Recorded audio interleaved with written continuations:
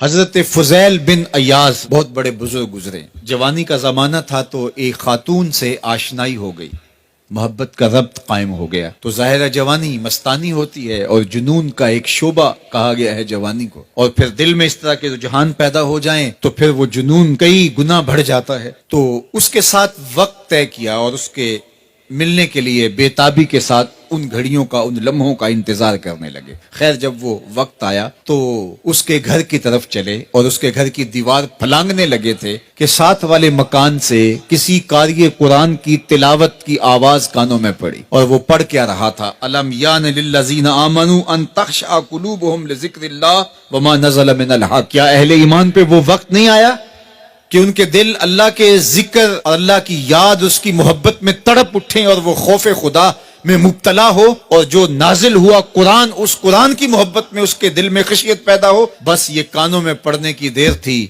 کہ دوبارہ گلی میں چھلانگ لگائی اور کہا میرے اوپر وہ وقت آ گیا ہے، اور جنگلوں کو روتے ہوئے نکلے. اور حضرت فضیل بن ایاز پھر ولیوں کے امام قرار پائے.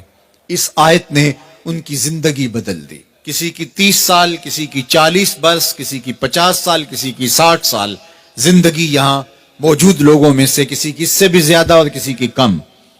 اس آیت کریمہ کو ذرا اپنے اوپر وارد کریں تو اللہ ہمیں نصیب کر دے کہ ہمارے دل تیرے خوف سے کانپ اٹھے اور تیری خشیت سے ہمارے دل لرز اٹھیں، اور قرآن کے ساتھ ہمارا ربط مضبوط اور مستحکم ہو جائے، اور ہم یہ اقرار کرتے ہوئے تیرے حضور حاضر ہو جائیں، مالک وہ وقت آ گیا ہے کہ ہمارے دل تیری یاد سے، تیری محبت سے، تیرے پیار سے مالا مال ہو گئے، اور اپنی باقی زندگی ہم تیرے پیار میں، تیری محبت میں اور تیری یاد میں بسر کریں گے.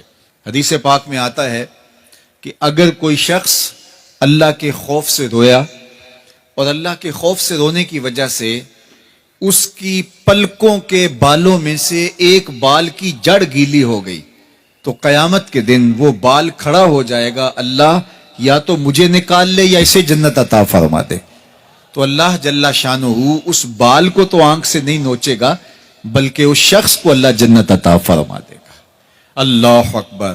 گناہگار کی آنکھ کا پانی اللہ کے غصے کی آگ کو ٹھنڈا کر دیتا ہے. اس لیے ہمیں رونے کا کہا گیا، فَلْيَضْحَكُوا قَلِيلًا وَلْيَبْكُوا كَثِيرًا. اللہ اکبر. ارشاد فرمایا کہ تھوڑا ہنسا کرو، زیادہ رویا کرو. صحابہ کو ہنستے ہوئے دیکھا تو آقا کریم علیہ السلام نے فرمایا کہ تمہارے تک اللہ کی امان نہیں پہنچی اور تم ہنس رہے ہو. عرض کی حضور اس کا کفارہ؟ تو فرمایا اس کا کفارہ یہ ہے کہ جتنا ہنسے ہو اتنا ہی تمہیں رونا پڑے گا. میں اور آپ ذرا اپنی زندگی پر غور و تدبر کریں. ہماری زندگی میں ہنسنا زیادہ ہے یا رونا زیادہ ہے؟ سویر سے لے کر شام تک کہے زیادہ ہیں، ٹھٹھے زیادہ ہیں، مذاق زیادہ ہیں، لطیفے زیادہ ہیں، یا عبرتیں زیادہ ہیں؟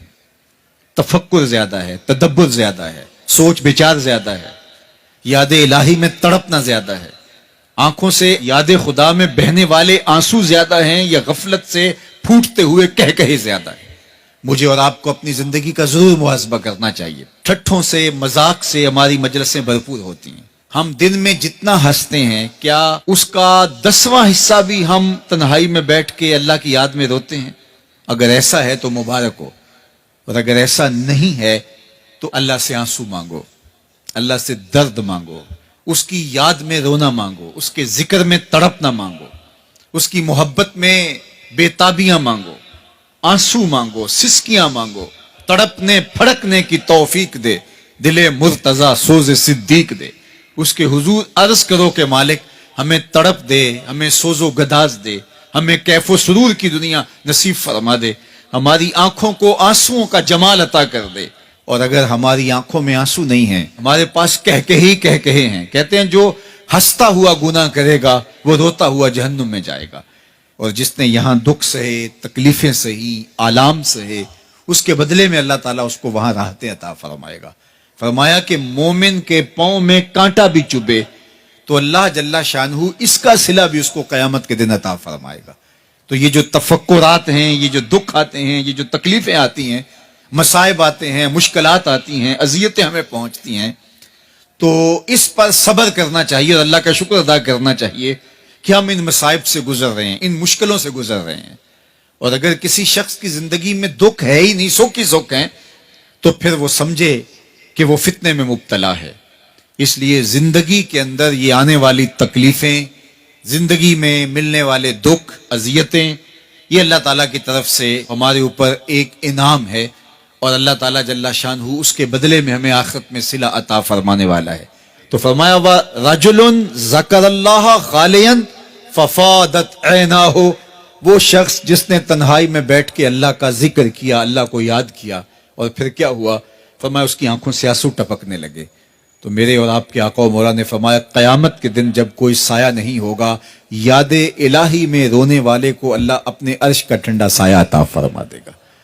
تو یہ رونا بہت بڑی دولت ہے، یہ بہت بڑی سعادت ہے.